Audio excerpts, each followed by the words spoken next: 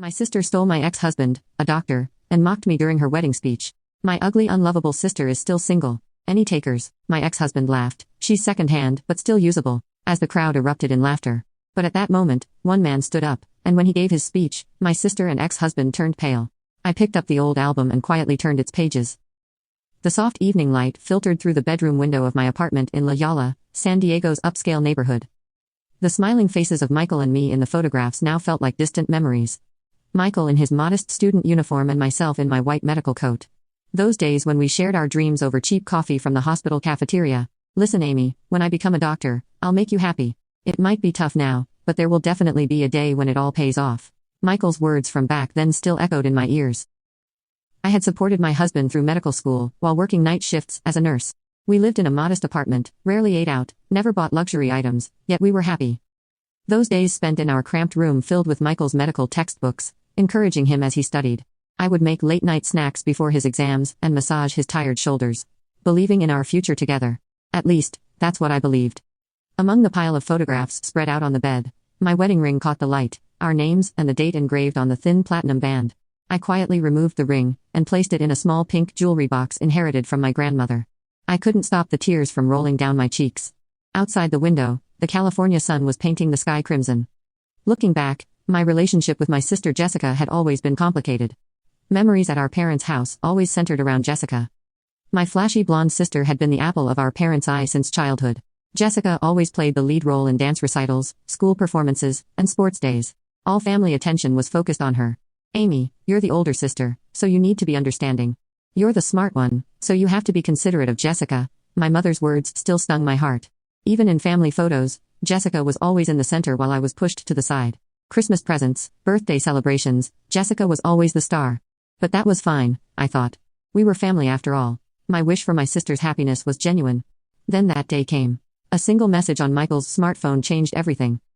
In the hallway of San Diego Memorial Hospital, I accidentally saw the screen displaying love messages from my sister and photos of them together. Secret meetings at expensive restaurants, weekend hotel stays, secretly exchanged words of love, it had all been planned.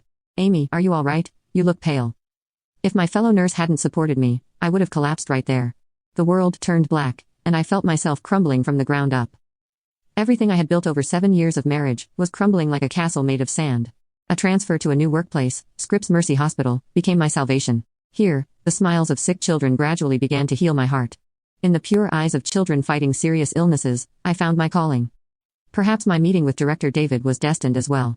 Miss Brown, your work is outstanding. We're truly fortunate to have a nurse like you at our hospital. In David's gentle voice and warm gaze, I gradually began to find hope. Hope that maybe at this hospital, in this place, I could start a new life. A small light began to shine in my wounded heart. As the sun set and the room gradually darkened, I finally stood up. I carefully put away the scattered photos one by one and returned the album to the bookshelf. Tomorrow would bring another new day. I had decided not to look back at the past anymore. Just then, an invitation arrived in my mailbox. The golden letters printed on high-quality paper cast an ominous gleam in the twilight. My hands trembled slightly as I held the invitation. A wedding at the Manchester Grand Hyatt. The text embossed in gold leaf on the premium paper gleamed seductively in the evening light. The reception venue was on the top floor, overlooking San Diego Bay at sunset. The grand windows would offer a spectacular California view. Amy, you'll come, won't you? We want the whole family to celebrate. Jessica is looking forward to having you there. My mother's phone call naturally assumed my attendance. Her voice carried a cheerfulness as if nothing had happened. The affair between my sister and ex-husband, the pain of divorce, all of it seemingly forgotten. Should I really go? Everyone will be there, I consulted with my colleague Carol in the hospital break room. Outside the window, yachts bobbed on San Diego Bay, their white sails catching the breeze. Carol was my only confidant at my new workplace and knew everything about my situation. Amy, you've done nothing wrong. Go there with your head held high. Those two are the ones who should be ashamed, Carol said, while gently holding my hand. The veteran nurse's eyes held a deep look of compassion. With her gray-streaked hair pulled back, she looked almost motherly. But I'm afraid of everyone's eyes. Even our parents are on my sister's side. My voice trembled. The fresh coffee aroma rose from the cup on the table. Show them your strength. If you run away, you're playing right into their hands. Besides, life often holds unexpected happiness. I nodded slightly at Carol's words. At that time, I had no idea how prophetic those words would prove to be. On the wedding day, the ballroom at the Manchester Grand Hyatt was decorated like a fairy tale. The light falling from massive chandeliers seemed like angels' tears. An arch of white roses and lilies adorned the altar, and the deep red carpet leading to it seemed like a path of blood.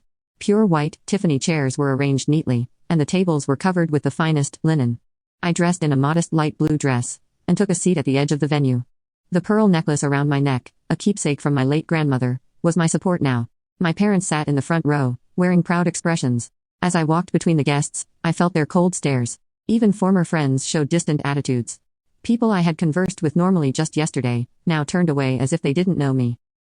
"I shouldn't have come, Carol. I trusted your words," I whispered, my words echoing emptily in my own ears. The luxurious venue decorations made my heart feel even heavier. Then the ceremony began. The solemn sound of the pipe organ filled the venue. Jessica entered, wearing a pure white wedding dress.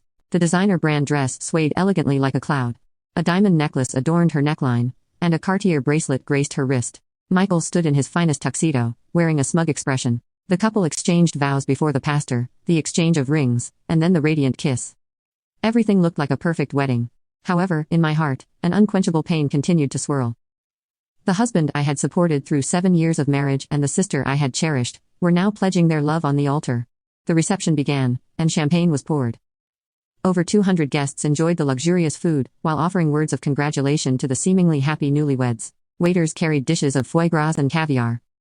I dressed in a modest light blue dress, and took a seat at the edge of the venue. The pearl necklace around my neck, a keepsake from my late grandmother, was my support now. My parents sat in the front row, wearing proud expressions. As I walked between the guests, I felt their cold stares. Even former friends showed distant attitudes. People I had conversed with normally just yesterday now turned away, as if they didn't know me. "I shouldn't have come, Carol. I trusted your words," I whispered, my words echoing emptily in my own ears. The luxurious venue decorations made my heart feel even heavier. Then the ceremony began. The solemn sound of the pipe organ filled the venue. Jessica entered, wearing a pure white wedding dress.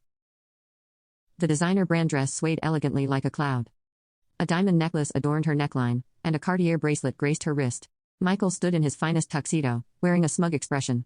The couple exchanged vows before the pastor, the exchange of rings, and then the radiant kiss. Everything looked like a perfect wedding. However, in my heart, an unquenchable pain continued to swirl.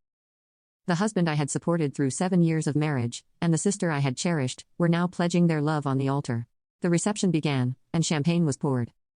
Over 200 guests enjoyed the luxurious food, while offering words of congratulation to the seemingly happy newlyweds. Waiters carried dishes of foie gras and caviar. The chef's special prime rib, and a 5-tiered pure white wedding cake, completed the celebration. Then, that moment arrived.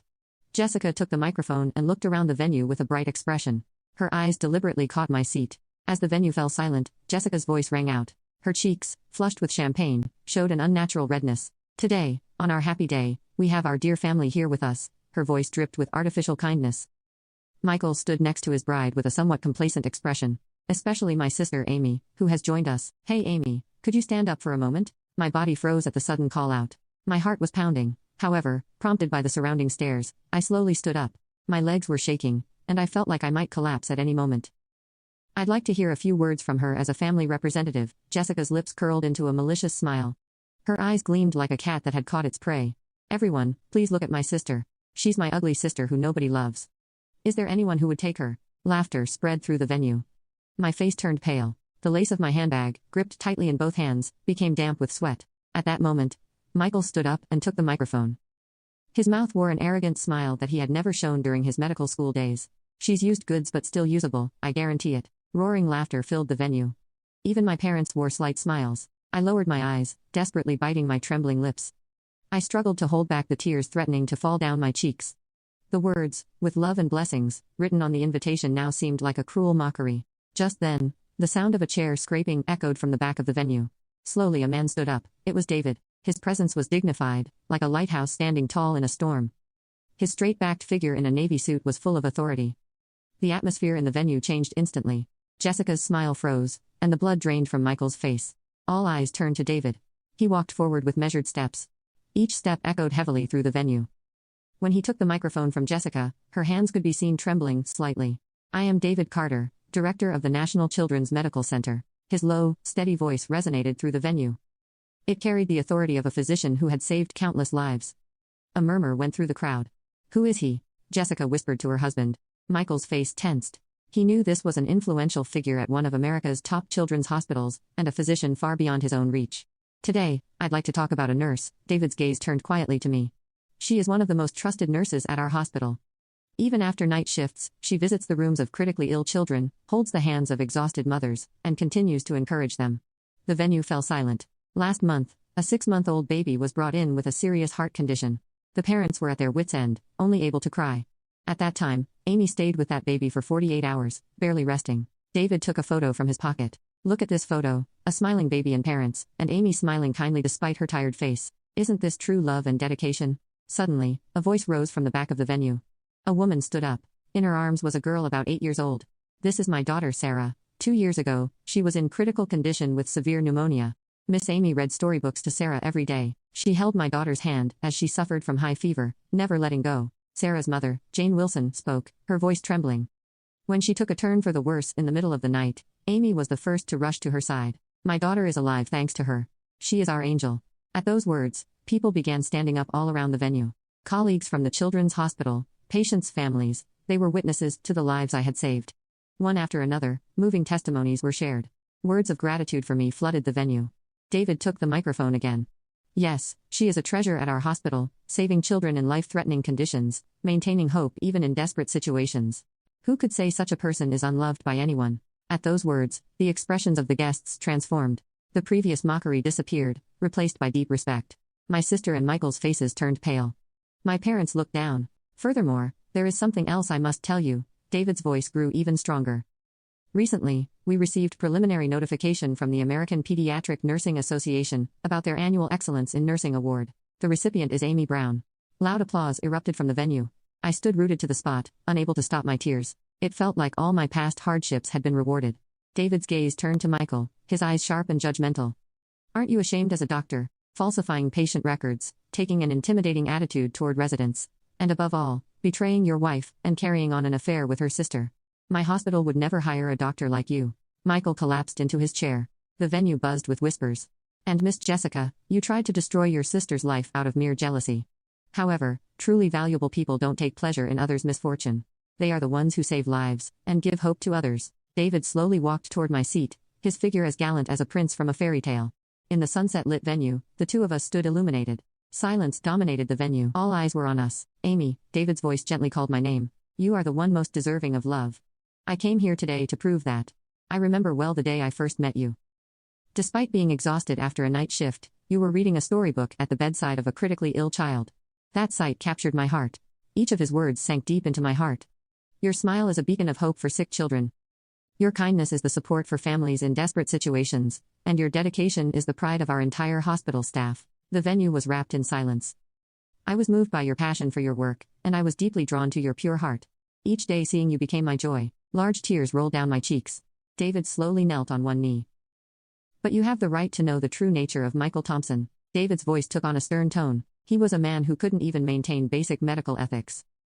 He only cared about his own achievements, without listening to patients' suffering, unreasonable treatment of residents, and most seriously, falsification of medical records. The venue stirred. Michael's face turned ashen. Let me be specific. Last year's heart surgery mistake, he altered the records to hide his error. Fortunately, the patient survived, but not because of his skills.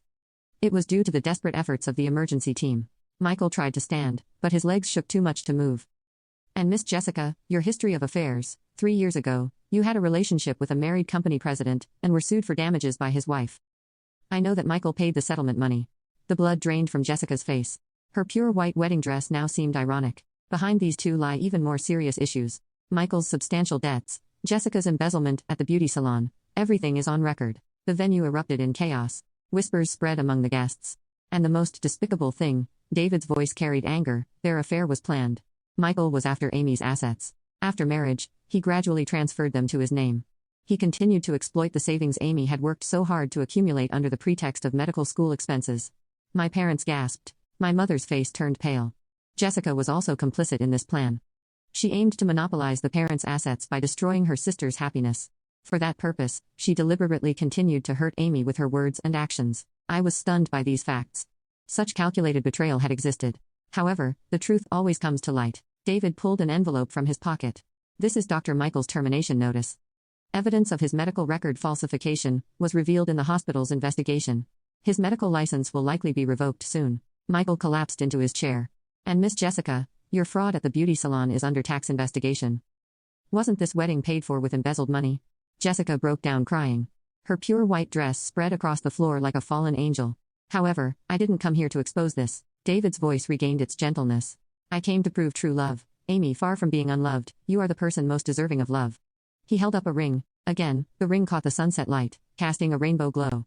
Amy Brown, will you marry me? Let me cherish your pure heart and your kindness towards others for the rest of my life. A collective gasp escaped from the venue. Tears glistened in the guests' eyes. Sarah Wilson, led by her mother, stepped forward. In her small hands was a bouquet of white roses. Be happy. The innocent voice brought large tears streaming from my eyes. With a trembling voice I responded, yes, I would love to. Thunderous applause erupted from the venue. Even my parents were now standing, tears streaming down their faces. David gently slipped the ring onto my finger. It felt completely different from the ring Michael had given me 7 years ago, both in weight and meaning. Let's walk this path together, for the sake of the children's smiles. David embraced me. At that moment, the chandeliers caught the sunset light, enveloping us in what seemed like a blessing of light. Jessica and Michael had already left the venue, but now no one cared about that. In the face of true love's triumph, hatred and jealousy all fade away. 1 year later, on a spring day, soft sunlight streamed through the pediatric ward at Scripps Mercy Hospital. I adjusted my crisp, new head nurse uniform, while gazing out at the San Diego cityscape through the window.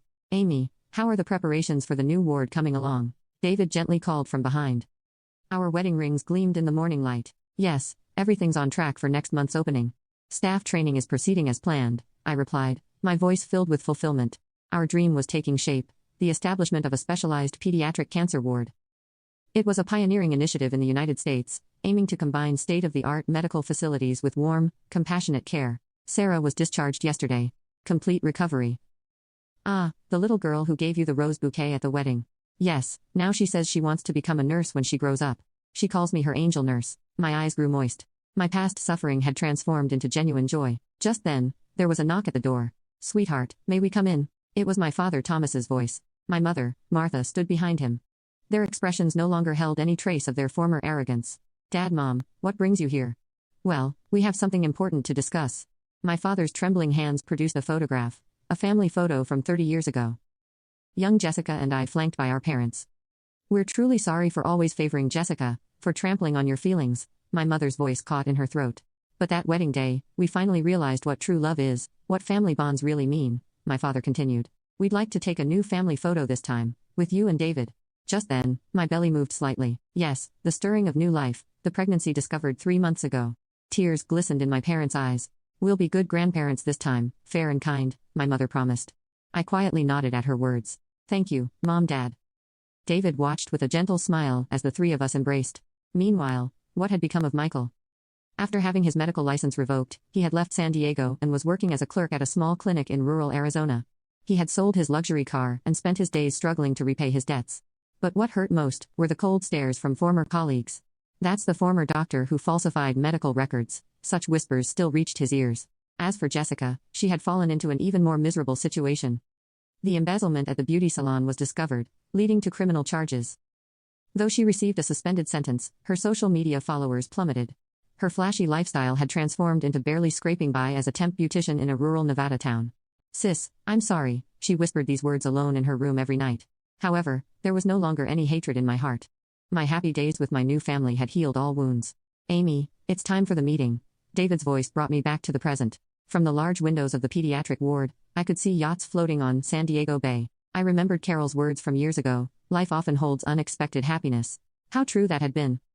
Real happiness had been waiting beyond the struggles I'd overcome. I smiled softly while placing a hand on my belly. Well, shall we go for our dream ward? Taking David's hand, I started walking. The corridor was decorated with photographs of smiling children. Each one was my pride and joy. The spring light gently illuminated the future of our new family. Everything had ended, and everything had begun, led by true love.